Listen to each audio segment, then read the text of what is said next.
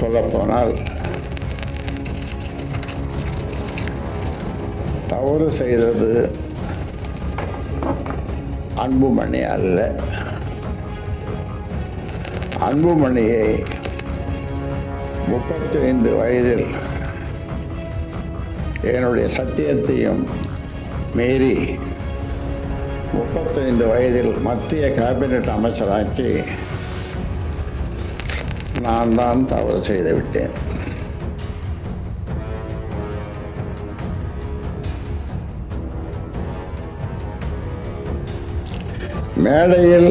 மேடை நாகரிகம் கருதாமல் அனைவரின் முன்பும் காலை ஆட்டிக் கொண்டிருந்தது சரியான செயலா? மைக்கை தூக்கி என் தலையில் போடாத குறையாக டேபிளில் வீசியது சரியான செயலா? ஆனால் இன்று எதிர்பாராத நிலையில் வளர்த்தகடாவே மார்பில் வீறு கொண்டு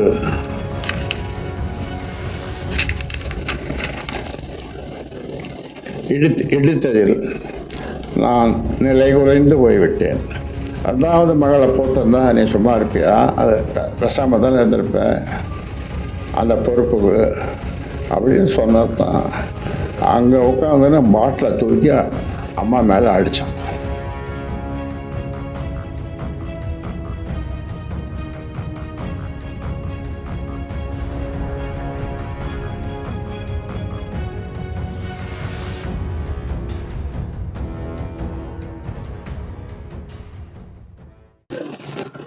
இது எங்கள் கட்சியை பற்றி செய்திகள். எங்களுடைய கட்சியை பற்றி செய்திகளை நீங்கள் பலமுறை கேள்வி கேட்டிருக்கின்றீர்கள். நானும் பதில் சொல்லியிருக்கிறேன். இந்த வகையில்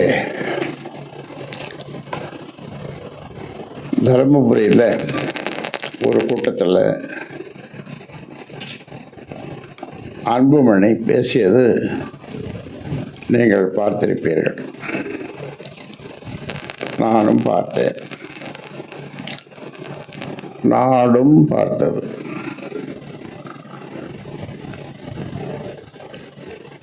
நான் என்ன குற்றம் செய்தேன்? ஏன் எனக்கு இந்த பதவி நீக்கம் அல்லது பதவி இறக்கம் என்று அன்புமணி சொல்லியிருக்கிறார். இது முழுக்க மக்களையும் கட்சிக்காரர்களையும் திசை திருப்பும் முயற்சியாகும்.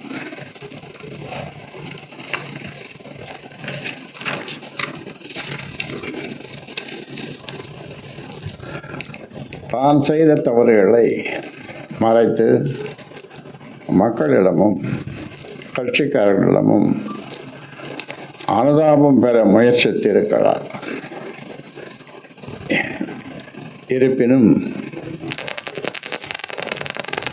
அதற்குண்டான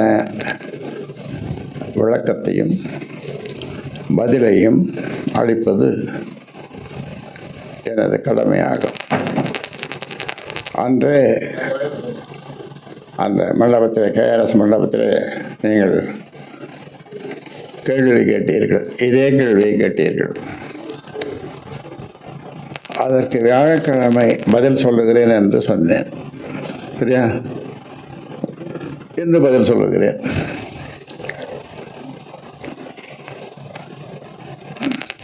இனிப்பை தவிர்த்து, ஸ்வீட் இனிப்பை தவிர்த்து கசப்பான வார்த்தைகளை கொண்ட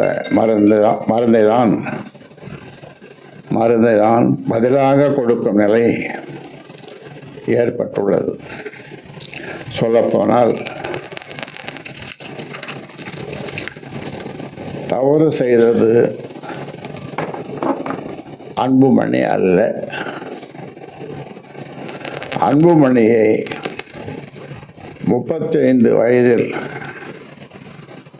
என்னுடைய சத்தியத்தையும் மீறி 35 வயதில் மத்திய கேபினட் அமைச்சராக்கி நான் தான் தவறு செய்து விட்டேன். என்ன தவறு செய்தேன் என கேள்வி கேட்டு என்னை குற்றவாளியாக மக்கள் மத்தியிலும் கட்சிக்காரர்களிடமும் அடையாளம் காட்டி அனுதாபத்தை பெற முயற்சிக்கிறார். நான் அதற்கு பதில் சொல்லித்தானே ஆக வேண்டும்.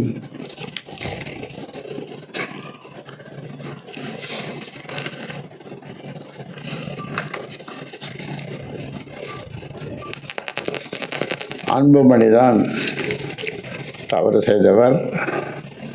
தவறான ஆட்டத்தை துவக்கி முதலில் அடித்து ஆட ஆரம்பித்தது அன்புமணிதான். ஏதோ நான் போகிற போக்கில் சும்மா சொல்லிவிட்டு போகவில்லை.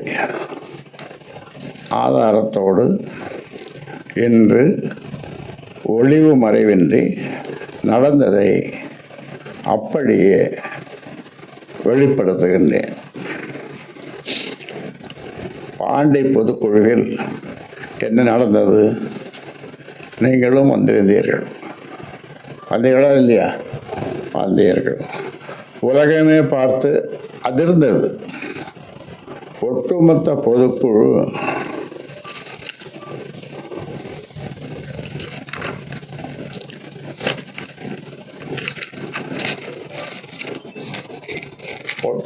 பொதுக்குழு கூட்டமும் ஊடக நண்பர்களாகிய நீங்களும் சேர்ந்து அதிர்ச்சிக்குள்ளானீர்கள். மேடை நாகரிகமோ அல்லது சபை நாகரிகமோ எதையும் கடைபிடிக்காமல் எடுத்தேன் கவிழ்த்தேன் என பொது வெளியில் அநாகரிகமாக நடந்து கொண்டது யார்? நான் ஒரு அறிவிப்பை வெளியிட்டேன். முகுந்தனை இளைஞரணி செயலாளர் என்று வீட்டில்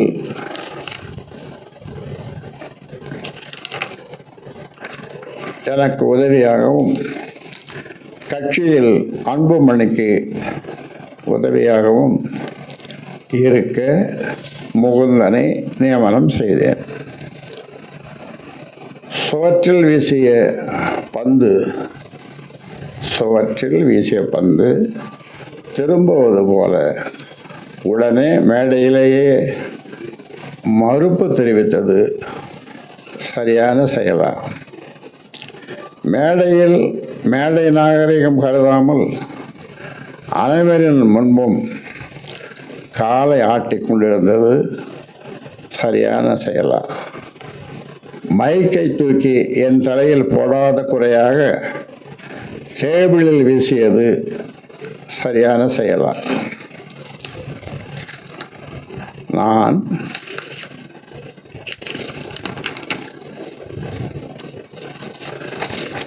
பனையூரில் அலுவலகம் திறந்திருக்கிறேன்.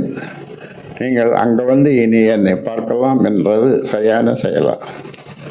தொடர்புக்கு தொலைபேசி எண்ணையும் கொடுத்தது சரியான செயலா? 4 சுவற்றுக்குள் பேசி முடிக்க வேண்டிய விஷயத்தை நடுவீதிக்கு கொண்டு வந்தது யார்?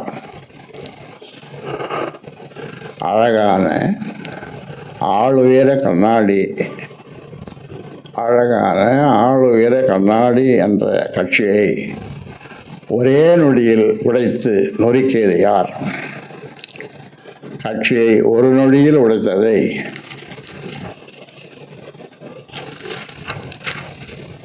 உலகம் முழுவதும் உள்ள ஆண்டோர்களும் சான்றோர்களும் அறிவாளிகளும் அரசியல் ஆளுமைகளும் எதிர்க்கட்சிகளும் ஊடக நண்பர்களும் தங்கள் ஆதங்கத்தை வெளிப்படுத்தினர்.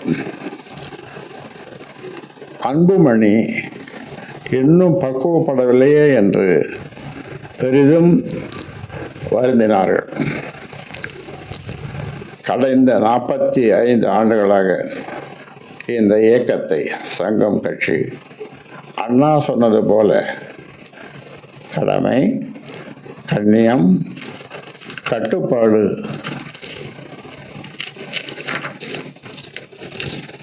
கட்டுப்பாடோடு நடத்தி வந்தேன். அதற்கு ஒரு களங்கத்தை அன்புமணி ஏற்படுத்தி விட்டார்.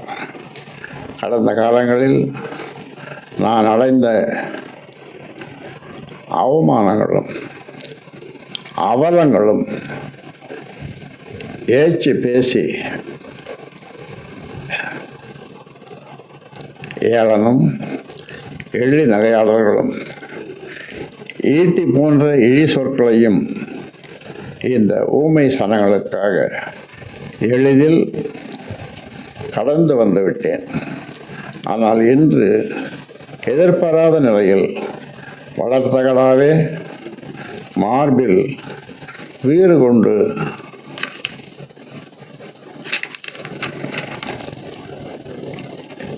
இடித்ததில் நான் நிலை குறைந்து போய்விட்டேன். ஆனால் ஒன்று, இதையும் நான் வெற்றியோடு கடந்து செல்வேன். அன்புமணி தொடர்ந்து கட்சி வளர்ச்சிக்கு இடையூறாக இருந்து பல தவறுகளை செய்து வந்தார். நிறைய சொல்ல முடியும், ஆனால் உடனே தான் சொல்கிறேன். உதாரணத்துக்கு, தமிழ்குமரனை இயக்க வளர்ச்சிக்கு பயன்படுத்தி கொள்ளலாம் என்று முடிவு செய்யப்பட்டது. தமிழ்குமரன் உங்களுக்கு தெரியும், திரைத்துறையில் இருக்கிறவர், ஜி.கே. மணியினுடைய பிள்ளை. அவருக்கு இருந்த சினிமா உலக நட்போடும்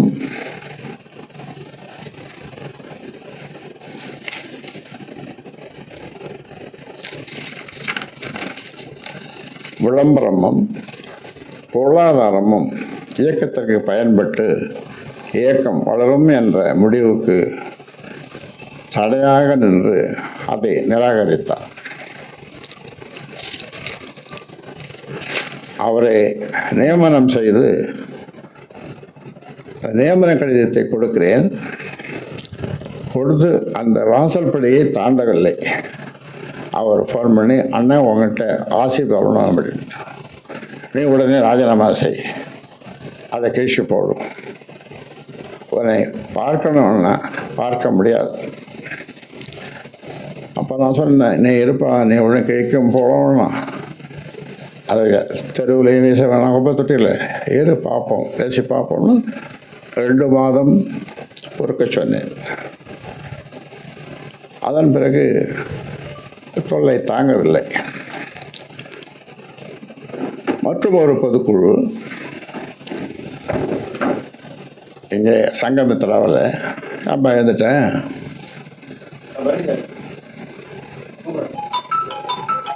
உட்கார மீதியை கேட்டுப்போம்.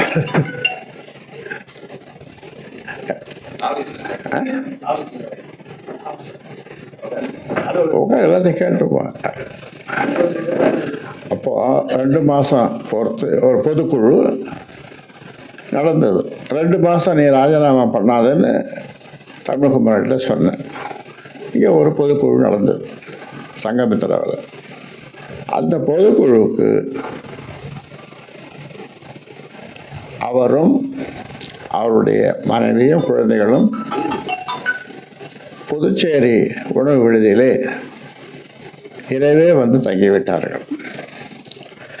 எனக்கு காலையில் 7:30 மணிக்கு பல் துளைக்கிட்டு இருந்தேன். அப்போது அன்புமணி ஃபோன் செய்து, தமிழ்குமரன் அந்த கூட்டத்திற்கு வரக்கூடாது, தமிழ்குமரன் அந்த பொதுக்குழுவுக்கு வரக்கூடாது, இப்படி என்னிடம் சொல்ல. எதிர் வரிசையில் மேடையெல்லாம் நம்ம கூட போதும், எதிர் வரிசையில் எங்கேயாவது ஒரு இடத்துல இருந்துட்டு போயிருக்கலாம். இருந்தாலும் நான் அதை அவரிடம் சொல்ல, அந்த குடும்பத்தோடு வந்த அவர் எவ்வளவு கலங்கி இருப்பார், கண்ணீர் வடித்திருப்பார், அவமானப்பட்டிருப்பார் என்பது உங்களுடைய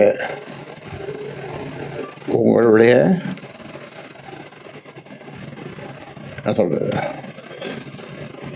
விமர்சனத்திற்கு விட்டு விடுகிறேன். ஆக அதன் பிறகு 2 மாதம் கழிச்சு தான் சரி இப்போ நீ ராஜினாமா கொடுத்துட்டு வந்துருப்பா அப்படின்னு சொன்னேன். அது வரைக்கும் பார்க்கவே இல்லை. 2 மாதம் பொறுத்து ராஜினாமா பண்ணிட்டேன். இது ஒரு அதே செயல்தான் முகுந்தனுக்கும் நடந்தது. முகுந்தனுக்கும் மேடையிலேயே நடந்தது. நீங்கள் பார்த்தீர்கள்.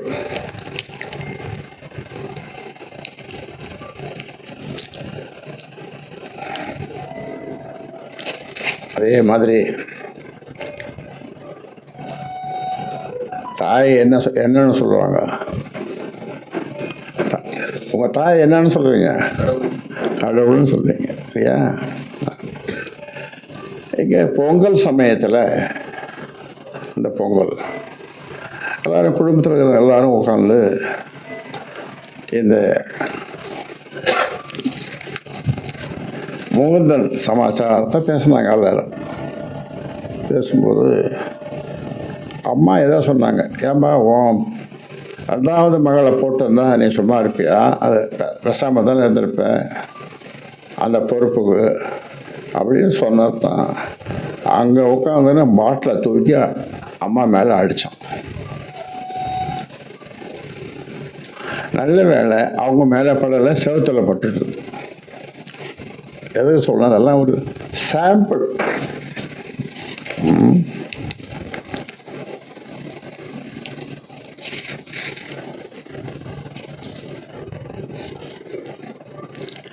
கட்சியினுடைய நிர்வாக குழு கூட்டங்களில் யாருடைய கருத்துக்களையும் ஆலோசனைகளையும் ஏற்பதில்லை, வெளிப்படுத்த வாய்ப்பையும் அளிப்பதில்லை.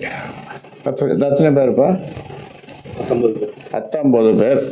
19 பேரையும் ஒருத்தர் ஏதாவது பேசினார்னா அல்லது உடனே பேசக்கூடாது. ஆனால் நான் கட்சி சங்கம் தொடங்கிய காலத்திலிருந்து என்ன சொல்வேன், ஒவ்வொரு கூட்டத்திலேயே செயற்குழுவாக இருந்தாலும் பொதுக்குழுவாக இருந்தாலும் என்ன சொல்லுவேன் என்றால், என்னை விமர்சனங்கள் ஏதாவது தவறு இருந்தால் நான் திருத்திக் கொள்ளுகிறேன். முதல்ல என்னை விமர்சனம் பண்ணுங்கள் என்று எந்த கட்சி தலைவரும் சொல்லிக்க மாட்டார்கள். இதுவரை சொல்லவில்லை, சொல்லவும் மாட்டார்கள். ஆனால் நான் ஆரம்ப காலத்திலிருந்து என்னை விமர்சியுங்கள், என்னை விமர்சிக்கிறதுக்கு உங்களுக்கு கொஞ்சம் தயக்கம் இருந்தால் கடிதம் மூலமாக எழுதுங்கள். அப்போ இந்த செல்ஃபோன்லாம் கிடையாது. அப்படியெல்லாம் நான் இந்த கட்சியை வளர்த்தேன். அதே மாதிரி நிர்வாக குழுவில் யாரையும் ஒருத்தர் பேசினார் உடனே ஓகே ஒன்று நான் அவர்களுக்கெல்லாம் இதை பேசுன்னு சொல்லி வர சொன்னேன்னு சொல்லலாமா? இதுவா நிர்வாக குழு, நீங்கள் இப்படி பேசுங்க அப்படி பேசுங்கன்ட்டு என்ன பேச போகிறோம்? கட்சி வளர்ச்சி பற்றி தான். அப்படியே நான் சொன்னாலும் கூட கட்சி வளர்ச்சி இதை பற்றி பேசுங்கன்னு தான் சொல்லியிருப்பேன். நான் ஒருத்தர் 19 பேர்கிட்ட ஒருத்தர்கிட்ட பேசலை. ஏக்கா ஒருத்தர்கிட்ட நான் பேசலை. அதனால் அப்போ தான் நான் சொன்னேன் அந்த கூட்டத்தில், உனக்கு தலைமை பண்பு கொஞ்சம் கூட இல்லை. என்ன பண்பு? தலைமை பண்பு. ஆங்கிலத்தில் லீடர்ஷிப் குவாலிட்டிஸ் என்று சொல்வார்கள். அது உனக்கு கொஞ்சம் கூட இல்லை அப்படின்னு சொல்லி அதை முடிச்சிடணும். அதாவது என்ன செய்யணும், ஒரு தலைவர் என்ன செய்யணும், ஒவ்வொருத்தருடைய கருத்துக்களையும் தாராளமாக சொல்லுங்கள். என்னை விமர்சனம் பண்ணணும் சொல்லலாம், தாராளமாக சொல்லுங்கள், நான் குறித்து கொள்ளுகிறேன். ஒவ்வொருவருக்கும் 19 பேருக்கும் நான் பதில் சொல்லுகிறேன் அப்படின்னு சொல்லியிருக்கணும். அதான நிர்வாகக்குழு சொல்லு. ஆனால் ஒருத்தர் பேச ஆரம்பித்தார், போட்டு கடிச்சு குதறிட்டார் அவர். அப்புறம் எல்லாருமே நமக்கு எதுக்கு இந்த ஒம்பு, நமக்கு எதுக்கு இந்த ஒம்பு, அவ்வளோதான். இதுதான் நிர்வாகக்குழுடைய லட்சணம். அப்புறம் கட்சியினுடைய வளர்ச்சிக்காக தருமபுரி, சேலம் போன்ற மாவட்டங்களுக்கு நான் போயிட்டு வரலாமேன்னு போனேன். ரொம்ப நாள் ஆச்சு போய். தேர்தலுக்கு பிறகு போகலை. எனக்கும் ஒரு மனசும் ஒரு மாதிரியாக இருந்தது. சரி, முதல்ல நான் கட்சியை வளர்த்த எனக்கு பிடித்த மாவட்டம் தருமபுரி, சேலம். சேலத்துக்காக தான் எனக்கு தலைமை நிலையத்தையும் வாங்கி கொடுத்தாங்க. ஆஃபீஸு சென்னையில் நாட்டுமுத்து நாயக்கன் தெருவில் ஆஃபீஸ் அவங்க தான் வாங்கி கொடுத்தாங்க. சரி, அங்கே போகலாமே அப்படின்ட்டு போனேன். போகிறதுக்கு அங்கே இருக்கிற உங்கள்கிட்ட சொன்னேன், உங்கள்கிட்ட சொல்லி தகவல் சொன்னேன். ஆமாம், அதில் செயலாளர் சொல்லி நான் இது மாதிரி அங்கே போகிறேன்ட்டு. அங்கே அதுக்கு இதை கேளுங்க பத்திரிகை நண்பர்களே, இதை கேளுங்க, கொஞ்சம் கூர்ந்து கேளுங்க, தயவு செய்து கேளுங்க. போனால் அங்கே மைக்கை வச்சு பேசக்கூடாது. நான் மைக்கை வச்சு பேசக்கூடாதான். 200 பேருக்கு மேலே கூடக்கூடாது அந்த கூட்டத்தில். நானும் வருவேன். சரி, நான் சொன்னேன் வரட்டும், நீ வா. நான் அவங்ககிட்ட பேசலை, இன்னொருத்தர்கிட்ட சொன்னேன், நமக்கு நம்முடைய பத்திரிகை தொடர்பாளர்கிட்ட சொல்லி வரணும்னா வரட்டும். அதை என்னை பார்க்கிற விரும்புகிறவள் நான் தங்கியிருக்கிற உணவு விடுதியில் தான் வந்து பார்க்க வேண்டும். இத்தனை கட்டளைகள் யாருக்கு? நிறுவனருக்கு, இந்த கட்சியை ஆரம்பித்தவனுக்கு.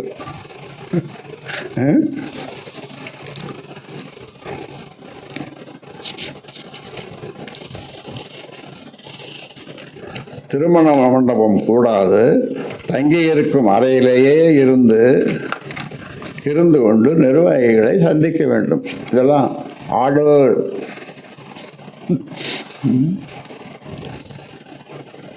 நிறுவனருக்கு போட்ட ஆர்டர்ஸ். சந்திக்க வேண்டும் என கட்டளைகள் இடுவது போன்றவைகள் கட்சிக்கு தடையாக உள்ளது. நான் உங்களை கேட்குறேன், யார் உழைத்து வளர்த்த கட்சி? யாருக்கு கட்டளை இடுவது? 95,000 கிராமங்கள், 95 கிராமங்கள் இல்லை, 95,000 கிராமங்களுக்கு சோறு தண்ணி இல்லாமல் அத்தனை கிராமங்களுக்கு போய் வந்த கால்கள் என் கால்கள். அப்போ வண்டி ஒன்றும் கிடையாது, செல்ஃபோன் கிடையாது, ஒன்றும் கிடையாது. பஸ்லேயே நின்று அப்படியே, பஸ்ஸில் இடம் இருக்காது, அந்த இதை பிடிச்சிக்கின்னு அதையே அப்படியே தூங்கின்னு போவேன்.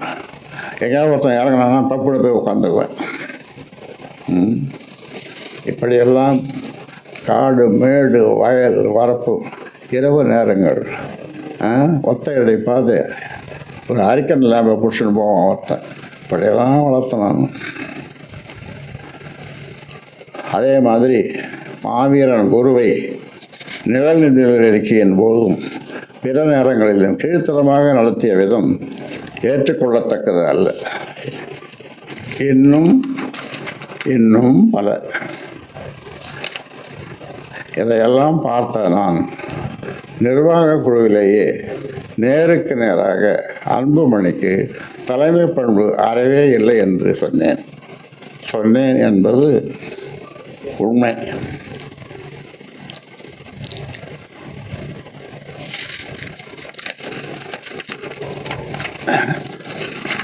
ஒரு தொண்டன் எனக்கு எழுதிய கடிதத்தை யார் படிக்கிறது? ஜெயராஜ் மாவட்ட செயலர் படிப்பார். ஒரு தொண்டன் எனக்கு எழுதிய கடிதத்தை அவர் படிப்பார்.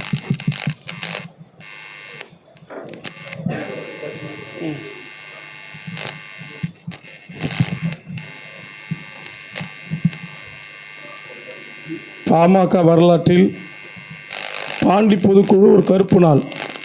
அதை பார்த்த உலகம் முழுவதும் இருந்த வன்னியர்கள் கண்கலங்கினர், நொந்து நூலாகினர், வேதனையில் துடிதுடித்தனர். இப்படியும் நடக்குமா? நடந்த நிகழ்வு உண்மைதானா? யார் செய்தது சரி தவறு என நாம் பார்க்க தேவையில்லை. இதனால்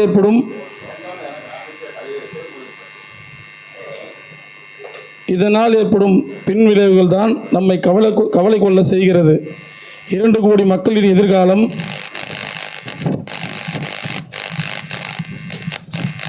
கேள்விக்குறியாக்கப்பட்டுள்ளது.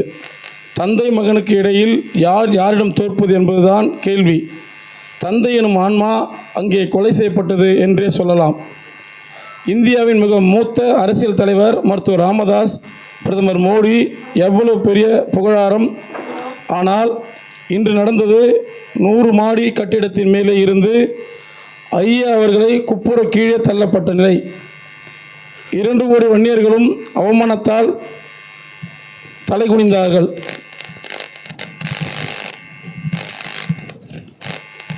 யாருக்காகவும் நாம் ஒரு பக்கம் நின்று வாதாடப் போவதில்லை. ஆனால் நமது பாரத கலாச்சாரம் சொல்லும் செய்திதான் என்ன? நமது இதிகாசங்களும் புராணங்களும் கூறுவது என்ன? முகலாயர்களின் கலாச்சாரம் வேறு. அவர்கள் கலாச்சாரத்தில் பதவிக்காக தந்தையையும்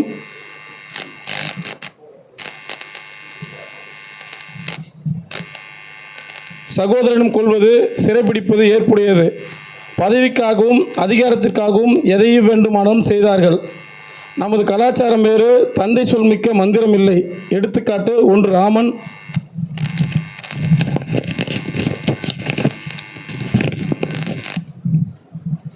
2 பீஷ்மர், 3 பரசுராமன், 4 இந்திரஜித், 5 ராஜேந்திர சோழன். 1 ராமன் தந்தை சொல் கேட்டு 14 ஆண்டுகள் காடு போனார். 2 பீஷ்மர் தந்தைக்காக தன் சுகத்தை கைவிட்டு பிரம்மச்சாரியத்தை கடைசி வரை கடைபிடித்தார். 3 பரசுராமன் தந்தை சொல் கேட்டு தாயையே கொன்று மீட்டார். 4 இந்திரஜித் சாவது உறுதி என தெரிந்தும் ராமனோடு போரிட்டு தந்தைக்காக உயிர் துறந்தார்.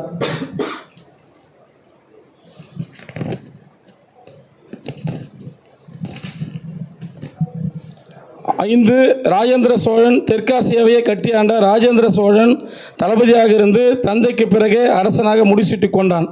இப்படி எத்தனையோ எடுத்துக்காட்டுகள் உள்ளன. தந்தை உருடம் இருக்கும்போது இழிவுபடுத்திய எத்தனையோ பேர் தந்தை இறந்த பிறகு இன்று ஒவ்வொரு நாளும் அதை எண்ணி அழுது கொண்டிருக்கிறார்கள். நாம் ஒவ்வொருவரும் ஏதோ ஒரு வகையில் சூழ்நிலை காரணமாக தந்தைமார்களை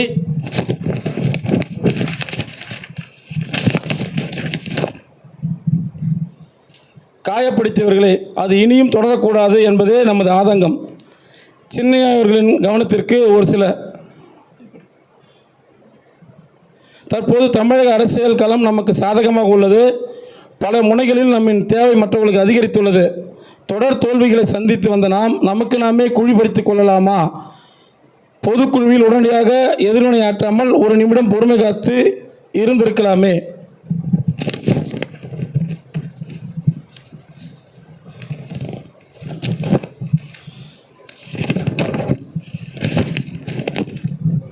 ஐயா சொல்லி ஒரு மாபெரும் இயக்கத்தை 2 பெரும் கூறுகளாக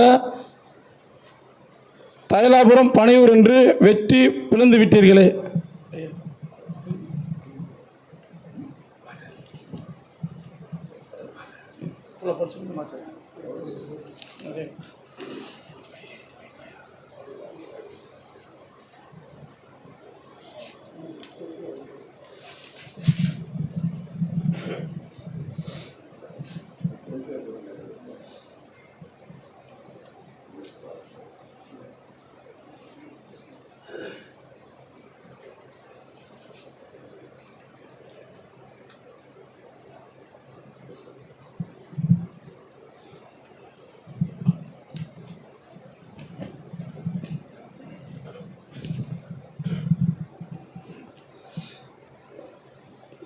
கட்சிக்காக உயிர் துறந்த 21 ஆண்மக்கள் இந்த பிளவை ஏற்றுக்கொள்ளுமா?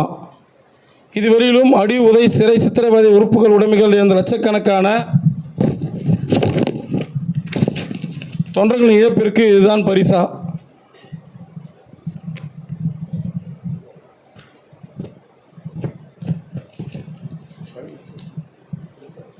ஐயா,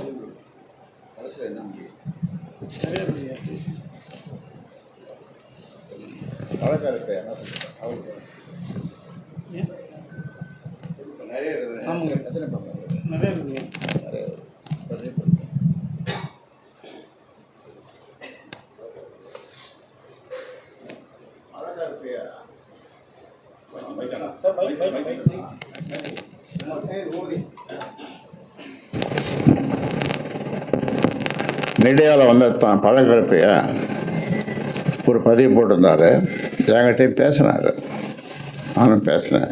அவர் பேசலை, நானே பேசினேன். நான் போய் பார்க்கட்டுமான்னாரு. பாருங்கன்னு சொன்னேன். அவர் என்ன பதிவு நீங்கள் பார்த்துருப்பீங்க, இருந்தாலும் மறுபடியும் உங்களுக்கு உங்கள் கவனத்திற்கு கொண்டு படிப்பேன். பழக்கருப்பையா பேட்டி. நீர் அடித்து நீர் விலகாது என்பது போல எவ்வளவுதான் தகப்பன் மகனும் முட்டிக்கொண்டாலும் எல்லா சொத்தும் அன்புமணிக்கு வருவது போல இந்த கட்சியும் அன்புமணியிடம்தான் வரவேண்டிய கட்சி. அவரும் நடத்த தகுதியானவர்தான். ஆகவே இது 4 நாள் கழித்து ஏன் சொல்லப்படாமல் அமித்ஷா வருகிற நாளை குறித்து சொல்லப்பட்டதென்றால் இதுதான் எங்களுடைய செய்தி. உன் பின்னால் திரிகிறோம் என்று நினைக்காதே. உன்னுடைய அதிகாரத்திற்காக உன் பின்னால் தெரியவில்லை. எப்பொழுதும் திமுக அதிமுகவோடு மாறி மாறி கூட்டணி வைத்திருக்கின்றீர்கள். அதிமுகவோடு தான் கூட்டணி வைக்க வேண்டும் என்று பெரும்பாலும் இருந்திருக்கிறார்கள். அதனால் அதிமுகவோடு கூட்டணி சேர்ந்து கொள்கிறோம், அவர்களோடு இடங்களை பகிர்ந்து கொள்கிறோம், எல்லாவற்றையும் அவர்களோடு பேசிக்கொள்கிறோம். நீயும் சேர்ந்தால்தான் எங்களோடு சேர்ந்து பக்கத்திலேயே உட்கார்ந்து கொள் என்பதுதான் அவர் அறிவித்தது செய்தியின் நோக்கம். அன்புமணி ரொம்ப சார்புடையவராக, பிஜேபிக்கு சார்புடையவராக இருந்தார். சென்ற தேர்தலில் என்ன இருந்தாலும் நான் போட்ட குட்டி தானே நீ என்கிட்ட தாவர என்று ஐயா நினைக்கிறார். இந்த வயசிலும் கட்சியை நான் எடுத்து நடத்துகிறேன். நான் இருக்கிற வரையிலே சொன்னதை கேட்க வேண்டும். நான் இருக்கிற வரையிலும் சொன்னதைத்தான் கேட்க வேண்டும். கேட்காவிட்டால் போ என்று சொல்வதற்கு ரொம்ப மன ஊக்கம் வேண்டும். சாதாரணமாக தளர்ந்து விடுவார்கள் மனிதர்கள். ஆனால் அவரோ தளரவில்லை. உடல்தான் தளர்ந்திருக்கிறது. மனதில் உள்ள ஊக்கம் உடையார் எனப்படுவது ஊக்கம். அஃதில்லார் உடையது உடையரே மற்று. திருக்குறள். மற்ற உடையார் என்பது ஊக்கம். ஊக்கம் மட்டும் இருந்தால் போதும். வேறு எல்லாவற்றையும் தானாகவே அடையாளம் என்று வள்ளுவர் சொல்வார். ஊக்கத்தை பெறுவதுதான் சிறப்பு. பிறவற்றையெல்லாம் நான் பெற்றிருக்கிறேன் என்றால் அதுவெல்லாம் சிறப்பா? அந்த வயதில் இவ்வளவு ஒரு ஊக்கமா? ஒருவர் தான் சொல்வார் என்று ஏற்பட்டால் அதனால் நான் சொல்கிறேன். தகப்பனிடம் மகன் தோற்றால் ஒன்றும் மானக்கேடில்லை. அன்புமணி ஸ்டாலினிடம் தோற்றால் மானக்கேடு. அன்புமணி திருமாவளவனிடம் தோற்றால் மானக்கேடு. தகப்பனாரிடம் தோற்றால் என்ன மானக்கேடு? அவர் உண்டாக்கிய கட்சிதானே, அவர்தானே நம்மை முதல்வராக முன்மொழிந்தவர். அதனாலே ஒன்றும் தப்பில்லை. நான் சொல்கிறேன், தகப்பனோடு இணங்கி நெருங்கி போங்கள். உங்களுடைய தகப்பன் ஒரு வரலாற்று தகப்பன். அதனாலே ஒன்றை உண்டாக்கி நிறுவ முடிந்த தகப்பன், அவரோடு சேர்ந்திருங்கள். கொஞ்சம் முன்பின் இருந்தாலும் மென்று முழுங்கிக் கொள்ளுங்கள், எச்சிலை முழுங்கிக் கொள்ளுங்கள். அதை விட்டுவிட்டு எந்த ஒரு காரணம் பற்றியும் நீங்கள் வேறுபடாதீர்கள். நீங்கள்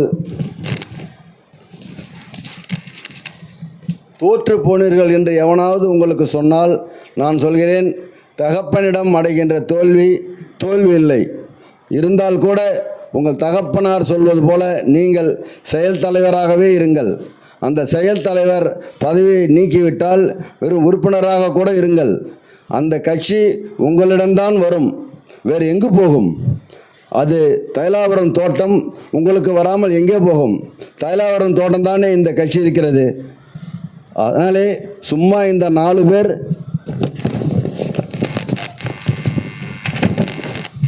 பதறி போய் அது இது என்று சொல்லி, அதாவது அவரை நோகடித்து விட்டால் அவர் இறங்கி வருகின்ற ஆளும் இல்லை. மருத்துவர் ஐயா எதற்கும் இறங்கி வருகிற ஆள் இல்லை. உங்களுக்கு அதில் மானக்கேடும் இல்லை. நான் திரும்ப திரும்ப சொல்கிறேன், தகப்பனிடம் தோற்பது மானக்கேடு இல்லை. சரி செய்து கொண்டு போக வேண்டியது அன்புமணி தானே தவிர மருத்துவர் ஐயா இல்லை. இறங்கி வந்து சரி செய்து கொண்டு போவதென்பது அவரது வயதுக்கும் மனதுக்கும் பாடாக இருக்கும். சரி செய்து கொள்ளும் நிலை, சரி செய்தும் கொலை நிலை ஏற்பட்டாலும் கூட மருத்துவர் ஐயாவுக்கு பாடாக இருக்கும். ஆகவே அந்த பாட்டை அவருக்கு அளிக்காமல் நீங்கள் இணங்கி போங்கள். செயல் தலைவர் என்ன? நான் வெறும் உறுப்பினராக இருக்கிறேன், போங்கள். என் தகப்பனாருடைய கட்சியில் நான் உறுப்பினராக இருக்கிறேன் என்று சொல்லிவிட்டு போய் உட்காருங்கள்.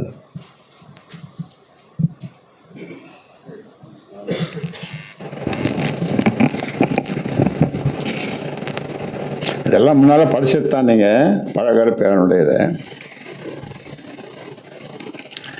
இதில்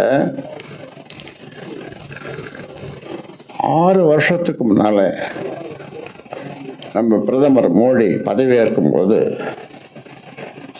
நான் போயிருந்தேன். ஜி.கே. மணி வந்திருந்தார், அன்புமணி வந்திருந்தார். அப்போ அதை முடிச்சுட்டு அவருடைய குவார்ட்டர்ஸில் இருந்து சென்னை வர்றதுக்கு விமானத்துக்கு கிளம்பணும். அப்போ அவர் சொன்னது 6 வருஷத்துக்கு முன்னால் என்ன சொன்னார்னா, இந்த கட்சியை நான் பார்த்துக்கிறேன். எப்போ சொன்னார்? 6 வருஷம் இந்த கட்சியை நான் பார்த்துக்கிறேன் அப்படின்னாரு. ஒரு பதிலும் சொல்லலை. விமானத்தில் ஏறணும், உட்காரணும். எனக்கு பின்னால் அவர் உட்கார்ந்தார். 2 சொட்டு கண்ணீர் விட்டேன். அது அந்த ஏர்கிராஃப்டில் கீழே விழுந்தது. அதிலிருந்து சென்னை வர வரைக்கும் அப்புறம் இறங்கி ஒரு வாரத்தை கூட பேசல. என்னுடைய மகிழ்வு இருந்தது. ஏறி தைலாபுரம் தோட்டம் வந்துட்டேன். இது 6 வருஷத்துக்கு முன்னால்.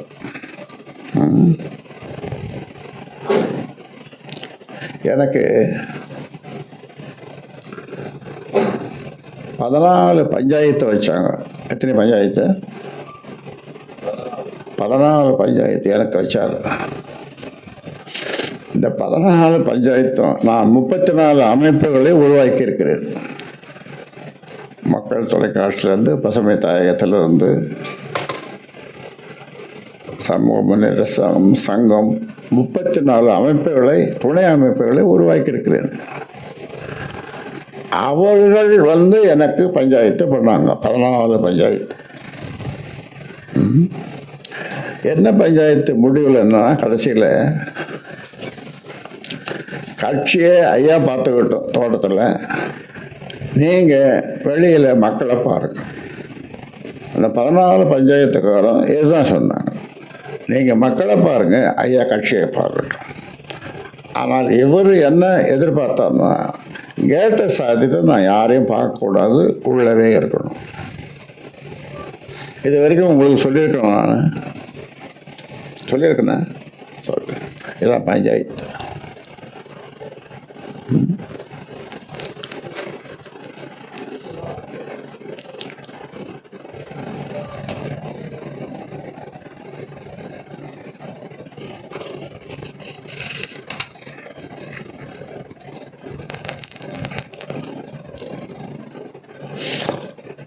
அதாவது பொய் கூசாமல் பேசுவார். அதில் ஒரு 2 பொய்யை மட்டும் சொல்கிறேன். 108 பேர் மாவட்ட செயலாளர்கள். அதில் 108 பேரில் அவ்வளோ பேருக்கும் சொல்லி ஐயா கூட்டத்துக்கு போவாது. என்னைக்கு பாது எத்தனை நாளுக்கு சுமாரா 14ஆம் தேதி. அதுக்கு 8 பேர் தான் இங்கே வந்தோம். மீதி 100 பேருக்கு இவரே ஃபோன் பண்ணி, நேரடியாக ஃபோன் பண்ணி, போவாதீங்க, என்னப்போ ஏன் எப்போ என்னை அடிப்படை உறுப்பிலிருந்து எடுக்க போகிறார், ஐயா என்னை அடிப்படை உறுப்பிலிருந்து எடுக்க போகிறார்னு ஒரு பொய் சொன்னதும் அவன் நின்ட்டான். 100 பேர், 8 பேர் தான் வந்தான்.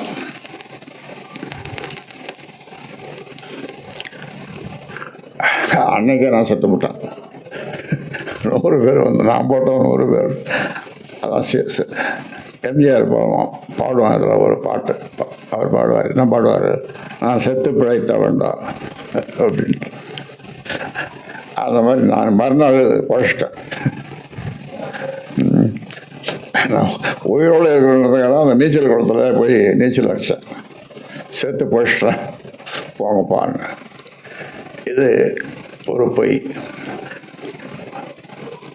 அடிப்படை உறுப்பிலிருந்து நீக்குவாருன்றது கற்பனை கூட செய்ய முடியாது இல்லையா? நீங்கள் சொல்லுங்கள், கற்பனை செய்ய முடியுமா? இது உலகம் ஏற்றுக்குமா, கட்சி ஏற்றுக்குமா, மக்கள் ஏற்றுக்குமா? ஒரு பொய். இன்னொரு பொய், நேற்று சமூக ஊடக பேரவை கூட்டம்.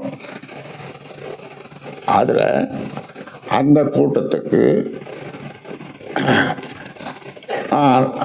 எத்தனை எழுப்பா எத்தனை பேர்?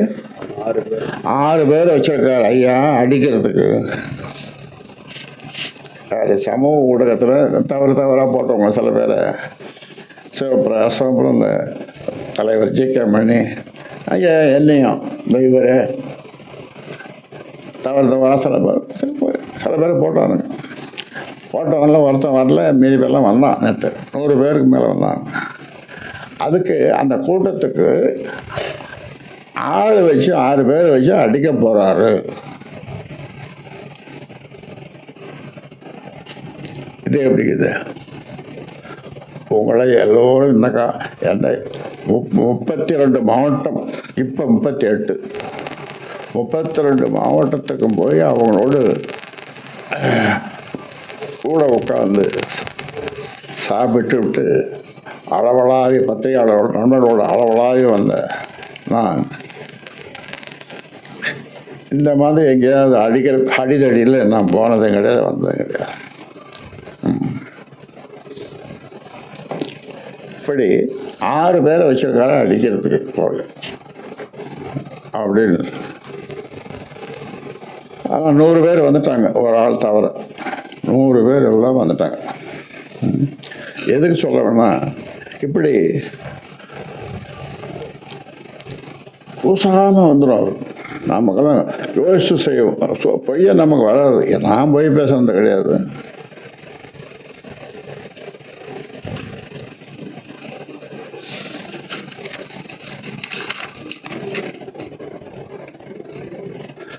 அப்புறம் இந்த பொதுக்குழுவில் இவரை கட்சி தலைவரை நீக்கிட்டு செயல் தலைவராக அவரை போட்டு, கௌரவ தலைவராக அவரை போட்டு இவரை தலைவராக்கினான். அந்த இது அதில் அதை நீங்கள் கேள்விப்பட்டீங்கன்னா, இப்போ நான் சொல்கிறேன், கேட்டிங்கன்னா ஆச்சரியப்படுவீங்க. என்னுடைய மருமகள், நான் மகாபலிபுரத்தில் கொஞ்சம் மனசு கொஞ்சம் இதுவாக இருந்தது. மகாபலிபுரத்தில் ஒரு இந்த டான் ஹோட்டலில் போய் தங்கியிருந்தேன். சரி, ஒரு 8 நாள் அங்கே போய் தங்க ஒன்றும் போனோம். அப்போ அங்கே எப்படியோ தெரிஞ்சு, நான் யாருக்கும் சொல்லலை, எப்படியோ தெரிஞ்சு வந்தது. மாமா என்னம்மாண்ணேன், மாமா நினச்சி என்னம்மாண்ணேன். அது வந்தது புதன்கிழமை. அன்னைக்கு என்னை வந்து பார்த்து மாமா இன்றைக்கி புதன்கிழமை, அடுத்த புதன்கிழமை நாள் நல்லா இருக்குது, மண்டபம் பார்த்துட்டேன், எல்லா ஏற்பாடும் பண்ணிட்டேன், தலைவரை மாற்றணும். 8 நாளில் சாதாரணமாக ஒரு பியூன் அல்லது ஒரு வேலைக்காரன், இந்த கம்பெனி வேலைக்காரனுக்கு கூட 1 மாதம் டைம் கொடுப்பாங்களா இல்லையா? கொடுப்பாங்க. நீ இந்த மாதத்தோட இந்த தேதியில் நீ விலகிற பதவி ஓய்வு பெறலன்னு சொல்லுவாங்க. ஆனால் இவர் 8 நாளில் மண்டபம் பார்த்துட்டேன், எல்லாம் சரி ரெடி பண்ணிட்டேன் அப்படின்ட்டு 8 நாள். இந்த புதன்கிழமைலேருந்து என்ன பார்க்குறது, அடுத்த புதன்கிழமை பார்த்து எல்லாம் மண்டபம்லாம் எல்லாம் பண்ணிட்டேன். அப்புறம் நான் அவர் தலைவரை வர சொல்லி, ஜெய்கமணியை வர சொல்லி சொன்னேன். இது சொன்னது அவர் போய் என்ன பண்ணார், அவங்க மச்சனை தம்பி அவங்ககிட்டலாம் சொல்லியிருக்காரு. அவங்க இவர் ஜோசியம் கடவுள் நம்பிக்கைலாம் இவர் கிடையாது ஜெய்கமணிக்கு. அவங்க என்ன சொல்லியிருக்காங்க, உங்களுக்கு 1.5 மாதத்துக்கு கிரகம் சரியில்லை, அவர் என்ன புதன் சுக்கரன் பார்க்கணும், சுக்கரன் சூரியனை பார்த்தாலும் தெரில, யார் பார்த்தாலும் தெரில, கிரகம் சரியில்லை, எதை செய்தாலும் 1.5 மாதத்துக்கு பிறகு செய் அப்படின்னு சொல்லி அனுப்பிச்சிருக்காங்க. என்கிட்ட சொன்னார், இப்படி எங்கள் இப்போ மச்சான் தம்பியும் சொல்கிறாங்க. அப்போ என்கிட்ட வர சொல்லி, அம்மா இது மாதிரி சொல்கிறாங்க அப்படின்னு. சரி மாமா ஆச்சு. அப்புறம் 1.5 மாதம் பொறுத்து அதே பட்டாபிஷேகம் நடந்தது. பட்டாபிஷேகத்தில் கட்டி பிடிச்சி ஆலிங்கனம் பண்ணி ஆனந்த கண்ணீர் வடித்தேன். ஆனந்த கண்ணீர் இவர் அறிவிச்சு ஆனந்த கண்ணீர் வடித்தேன். அப்போ ஒரு செய்தியை சொன்னேன் நான் பேசும்போது, என்னுடைய குடும்பத்தை சேர்ந்த பெண்கள் யாரும் எந்த கூட்டத்துக்கோ மற்றதுக்கோ எதுக்கும் போக வேண்டாம். இது முதல்ல இருந்துட்டேன். ஆரம்பத்தில் கட்சி ஆரம்பிக்கிறது சங்கம் ஆரம்பிக்கிறது என் குடும்பத்தை சேர்ந்தவர்கள் யாரும் போகக்கூடாது. அப்படி தான் அந்த அன்புமணியும் வரக்கூடாதுன்றது தான். அந்த அன்புமணி இந்த பதவியை ஏற்பதற்கு தலைவர் இது அமைச்சர் பதவியா, தலைவர் பதவி இல்லை, அமைச்சர் பதவி ஏற்பதற்கு எங்கள் குடும்பத்தில் யாரும் வேண்டாம்னு உட்காந்து எங்கள் குடும்பத்தில் இருக்கிறவங்களாம் என்னை போட்டு வறுத்து எடுத்தாங்க. அப்புறம் ஜே.கே. மணியும் வந்து அவரும் இல்லை, அவரும் அன்புமணி தான் தலைவராக வரணும், இது தலைவராக வரணுன்றான், அமைச்சராக வரணும் அப்படின்னு சொல்லி கேபினட் மினிஸ்டர். அதுக்கு முன்னால் ஹெல்த் மினிஸ்டர் இவர் இருந்தார், யாருப்பா பொதுச் செயலாளர் இருந்தார், லலித் ஏழுமலை. லலித் ஏழுமலை முதல்ல கிடைச்ச அமைச்சர் பதவி அவருக்கு தான் கொடுத்தோம். 3 பேர் பன்னியர்கள் இருந்தாங்க, இருந்தும் அவருக்கு தான் கொடுத்தேன் அந்த பதவியை. அதே பதவியை ஹெல்த் மினிஸ்டர் பதவி இப்போ வந்து கேபினட் பதவி.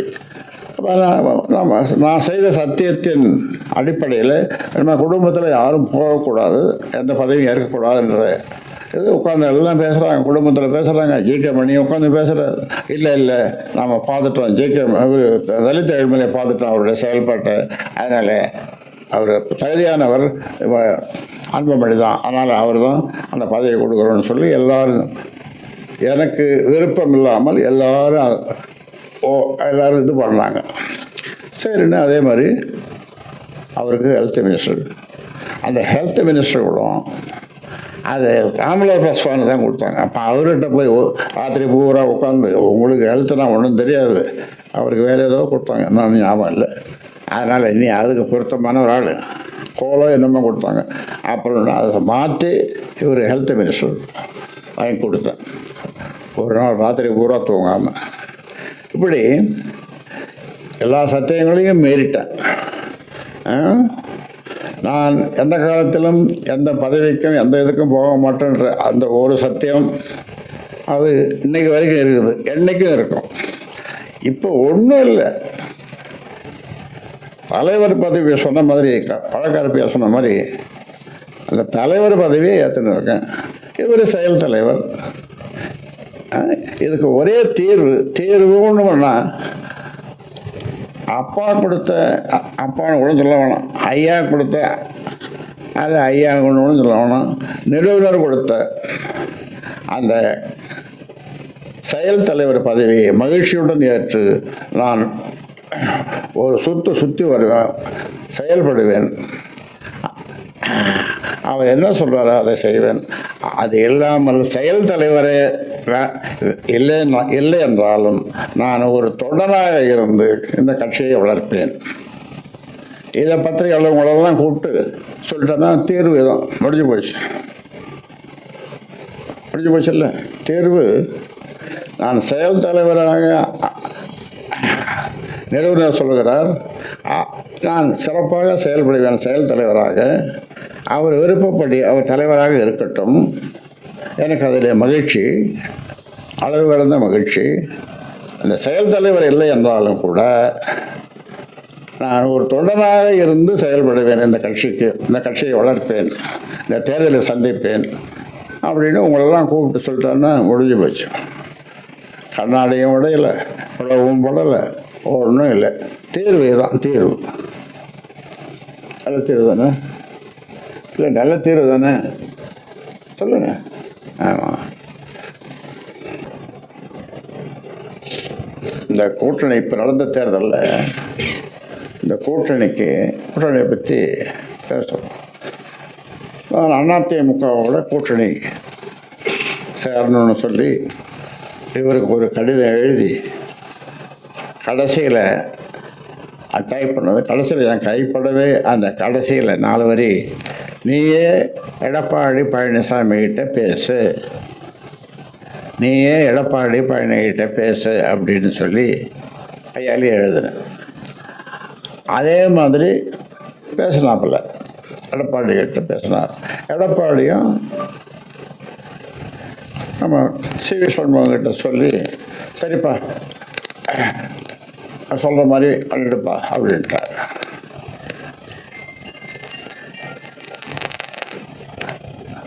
ஆனால் அன்னைக்கு அன்று ஒரு நாள் இது பிஜேபியோட தான் கூட்டணி போகணும் அப்படின்னு சொல்லி அதிமுகவோட கூட்டணி போகக்கூடாது. இப்போ அதிமுகவோட கூட்டணி போயிருந்தால் நாங்கள் ஒரு 3 இடம், நாங்கள் குறைஞ்சது 3 இடம் ஜெயிச்சிருப்போம். அவங்க ஒரு 6-7 இடம் ஜெயிச்சிருப்பாங்க அதிமுக.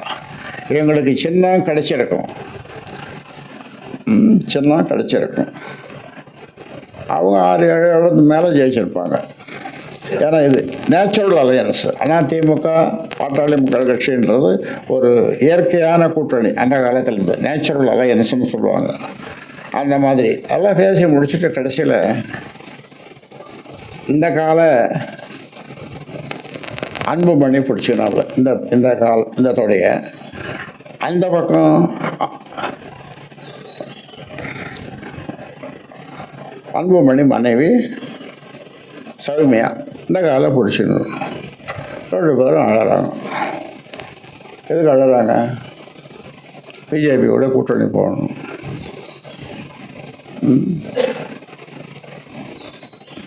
நான் என்னால் ரொம்ப நேரம் அழறாங்க. என்னால் ஒன்றும் சொல்ல முடியல. அப்புறம் அன்புமணி வாயிலிருந்து ஒரு உதிர்ந்த முத்துக்கள் சொல்லுவாங்கள்ல, அந்த உதிர்ந்த முத்துக்கள் உதிர்ந்தது.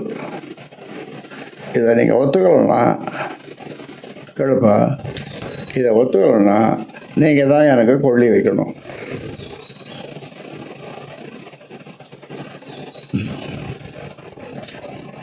நீங்கள் தான் எனக்கு இந்த பக்கம் இவர் தொடைய பிடிச்சினால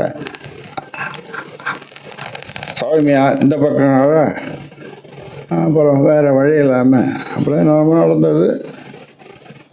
அதுதான்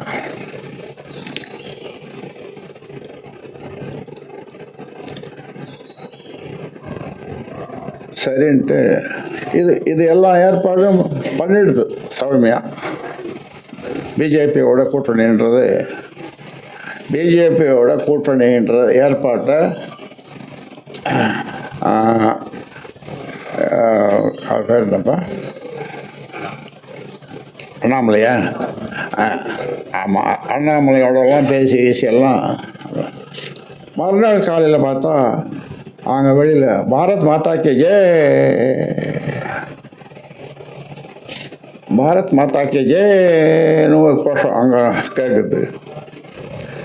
அண்ணாமலை வந்துட்டார் காலையில். பெரிய சாப்பாடு எல்லாம் விருந்து காலையில் நடக்குது.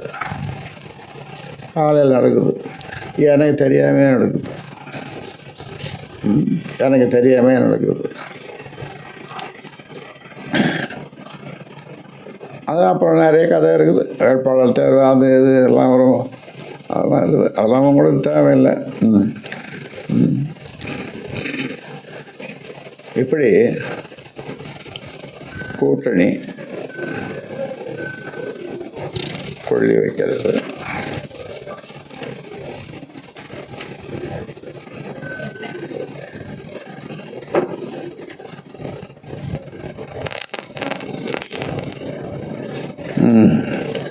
போதும்னு நினைக்கிறேன்.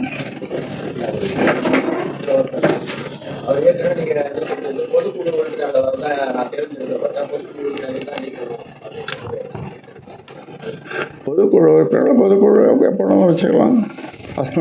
அது ஒன்றும் இல்லை. ஏன்னா பொதுக்குழு 3 வருஷத்துக்கு ஒரு தடவை பொதுக்குழு கூடணும். 3 வருஷம் முடிஞ்சிடுது. பொதுக்குழு வச்சு அப்படியே செய்யலாம். அதாவது அதை அரசியல் முதல்ல அந்த கட்சி ஆரம்பிக்கும் போது அரசியல் இது எங்கே பாரு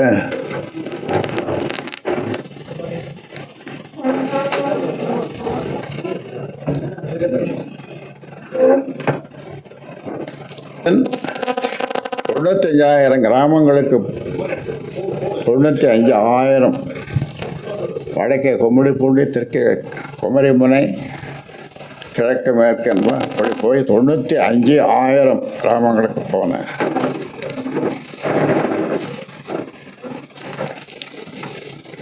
சரி, இதை படிக்க முடியாது. இந்த இது ரொம்ப சின்ன இது.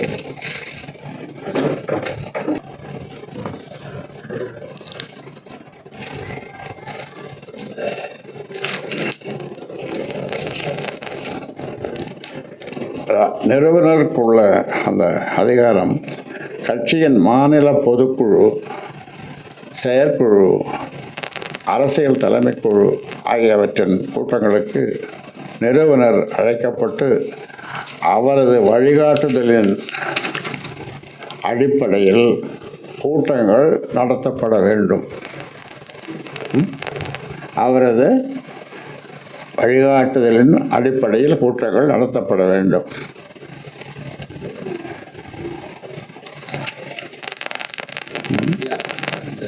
பாஜக கூட்டணி தான் பிரச்சனைக்கு காரணம்னு சூட்சமாக சொல்லியிருக்கீங்க. பாஜக கூட்டணியில் பாமக இருக்குதா இல்லையா? பாஜக கூட்டணியில் பாமக இருக்குதா இல்லையா வெளிவந்துருச்சா? அவர்தான் பார்க்கணும். அவரை தான் கூப்பிடணும். இருக்குதா இல்லையான்னு இன்னொரு கூட்டம் கூட்டு செயற்குழு, பொதுக்குழு, நிர்வாகம் எல்லாம் கூட்டம் கூட்டி முடிவு போகணும். இப்போ அது சில சங்கடங்கள் இருக்குதா இல்லையா இருக்குதா அப்படின்னு சொல்கிறதுக்கு சில சங்கடங்கள் இருக்குது. உங்களுக்கு தெரியும், புரியுதுன்னு நினைக்கிறேன். அதான் மாநிலங்களவை தேர்தலில் பாமக யாருக்கு ஆதரவு?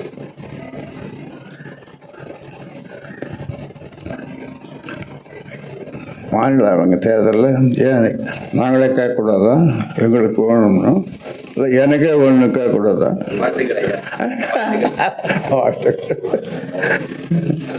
இளைஞர் சங்கம் ஐயா, இளைஞர் சங்க தலைவர் முகுந்தனுடைய நிலைப்பாடு என்ன? கட்சியில் இருக்காங்களா, ஆக்டிவேட்டாக இருக்காங்களா, எப்படி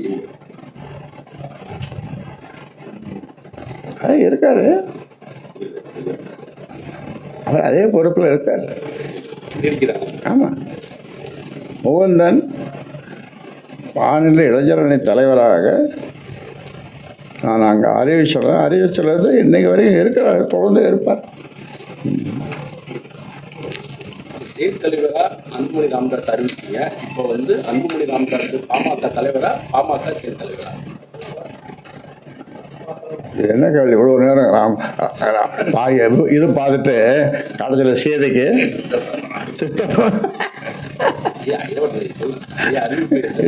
இல்லை சீதைக்கு சித்தப்பன் விடிய விடிய ராமாயணம் பார்த்துட்டு ஐயா, டெல்லி பல்கலைக்கழகத்துல SC, ST பேரரசு நியமனத்துல வந்து ஓபிசிக்கு இடம் கொடுக்கறதுக்கு ராகுல் வச்சிருக்குது. டெல்லி பல்கலைக்கழகத்துல SC, ST, ஓபிசி அவங்களுக்கு பேரரசு நியமனத்துக்கு தகுதி இருந்தாலும் கொடுத்தது ராகுல். டெல்லி பல்கலைக்கழகத்துல எஸ்சி, எஸ்டி மற்றும் ஓபிசி பணியிடங்களுக்கு பேராசிரியர்கள் நியமனம் கூடாது அப்படின்னு சொல்லியிருக்காங்க. யார் சொல்லிடுறது? அவங்களுக்கு யாரும் பணி வழங்குறது இல்ல, பணி வழங்கப்படவில்லைன்னு சொல்லிட்டு ராகுல் காந்தி குற்றச்சாட்டு வச்சிருக்காங்க. பாட்டாளி மக்கள் கட்சியை பொறுத்த வரைக்கும் ஒடுக்கப்பட்ட மக்கள், பட்டியலின மக்கள், பிறப்பிற்படுத்தப்பட்ட மக்கள், அதாவது ஓபிசி, அதாவது உலக பேரறிஞர் அம்பேத்கர்கிட்ட கேட்குறாங்க, நீங்கள் பட்டியலின மக்கள் SC, ST அப்படிங்கலாம் அவங்கள மட்டும் சொல்லியிருக்கீங்க. அப்போ அவர் சொல்கிறார் மற்ற இவங்க வந்தால் இந்த SC, ST தான் அவர் சொல்கிறது பிற்படுத்தப்பட்ட மக்கள்னு சொல்கிறார். யார்? அம்பேத்கர். பிற்படுத்தப்பட்ட மக்கள். அப்புறம் இன்னும் வேறு யாராவது இருக்காங்கன்னா அதர் பேக்வர்ட் கிளாஸஸ், இவங்கெல்லாம் பிற்படுத்தப்பட்ட மக்கள் SC, ST. மற்றவங்க அதர் பேக்வர்ட் கிளாஸஸ், அதுதான் அதர் ஓபிசி. இப்போ நாமெல்லாம் இப்போ ஓபிசி, ஓபிசி. அது அந்த ஓபிசின்ற அந்த இதுக்கு ஒரு அழுத்தம் கொடுத்து அதை கான்ஸ்டியூஷனில் கொண்டு வந்தது அம்பேத்கர் தான். சரி.